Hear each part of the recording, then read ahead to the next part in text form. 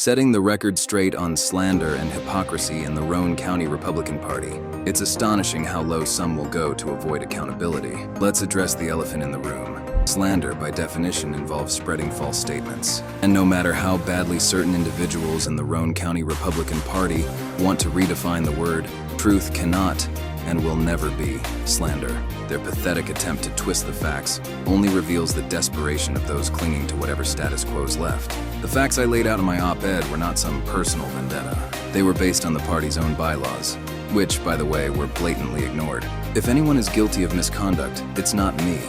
It's the leadership that has decided rules only apply when it's convenient for them. The chair's qualifications were under scrutiny long before I put pen to paper. The chair herself admitted that twice. She voted for the Democratic nominee for president before taking the chair position. These are her words, not mine. Let's talk about the rules that seem to be so inconvenient for the chair and her allies. The Republican Party bylaws are crystal clear. The chair must be a bona fide Republican, someone who's voted in 3 of the last 4 statewide primaries. Guess what? The chair didn't qualify. Despite repeated efforts to verify her voting records from Connecticut, the truth is indisputable. She failed the test. But now, here I am being accused of slander and purged from the Roane for Liberty group.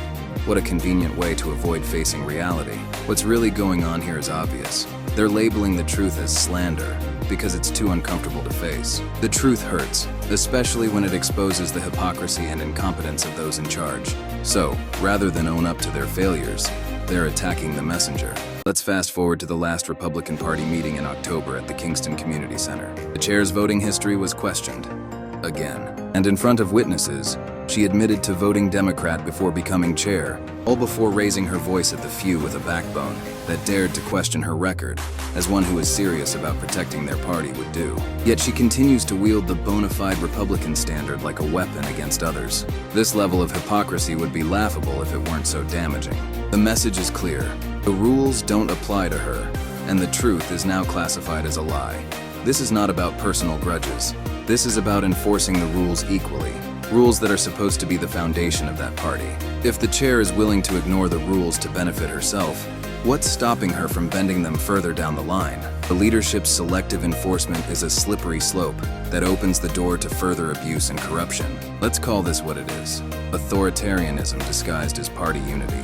It's not slander to call out the truth. The real question here is, when did telling the truth become an act of defiance? The chair has openly admitted to the actions that I've called out, and I've based every single claim on verifiable facts. If stating the truth makes them uncomfortable, maybe it's time they reflect on their own movement instead of targeting the messenger. No amount of name-calling or underhanded accusations can change that. If we let leadership ignore the rules for their benefit, then why even bother having them? This issue isn't just about one person. It's about the future of their party. If we allow leaders to manipulate the system for their own gain, we erode the very foundation of accountability and fairness.